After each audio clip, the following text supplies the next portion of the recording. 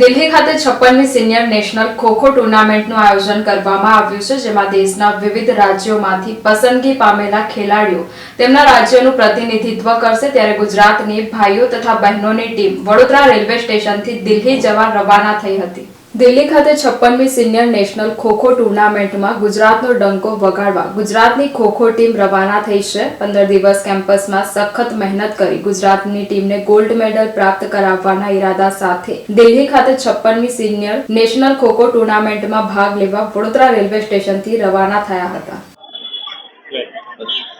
અમારી એક જ ઈચ્છા છે કે જે ગુજરાત છોકરાઓ છોકરીઓ જે મહેનત કરીએ છે અને એ સારા રીતે ઉપર જઈને મેડલ લાવે, ગોલ્ડ લાવે, એ જ અમારી આશા છે અને એ જ અમારું ગુજરાતનું ગૌરવ રોશન કરે, આ અમારી પ્રાર્થના છે, ઈચ્છા છે। કેટલી મહેનત તમારી?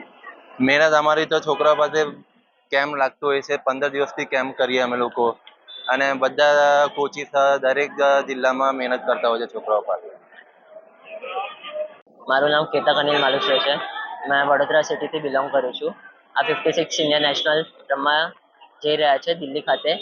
અમારો પ્રયાસ એવો છે કે ત્યાં અમારો ગોલ્ડ મેડલ આવે અને અમે એના માટે 15-20 દિવસથી કેમ્પ ચાલે છે સવાર સાંજ, એમાં ખૂબ મહેનત કરી છે અને અમારો પ્રયત્ન બહુ સારો રહેશે। ત્યાં અમે એવું ઈચ્છીએ છીએ કે બહુ સારું રમીએ આખી ટીમ।